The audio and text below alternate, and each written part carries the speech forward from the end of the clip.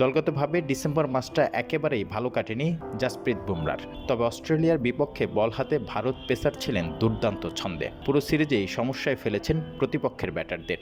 তার স্বীকৃতি হিসেবে আইসিসির ডিসেম্বর মাসের সেরা খেলোয়াড় নির্বাচিত হয়েছেন সময়ের অন্যতম সেরা এই বোলার। মঙ্গলবার আইসিসি প্রকাশ করেছে প্লেয়ার অব দ্য মান্থ জয়ীর নাম। মেয়েদের মধ্যে ডিসেম্বর মাস সেরা হয়েছেন অস্ট্রেলিয়ান অলরাউন্ডার অ্যানাবেল সাদারল্যান্ড। তিনি ও বুমরা দুইজনই এই নিয়ে দ্বিতীয়বার জিতেছেন খেতাবটি। সেরাদের লড়াইয়ে বুমরা পেছনে ফেলেছেন অস্ট্রেলিয়ার অধিনায়ক ও পেসার প্যাট কামিন্স এবং দক্ষিণ আফ্রিকার পেসার ড্যান পেটারসনকে।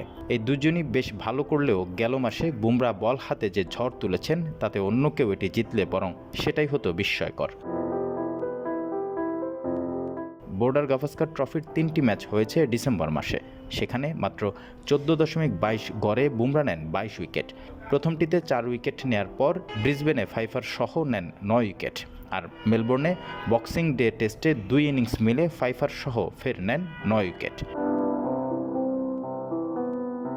অস্ট্রেলিয়ার বিপক্ষে সিরিজে ভারত শেষ পর্যন্ত হেরে যায় 3-1 ব্যবধানে।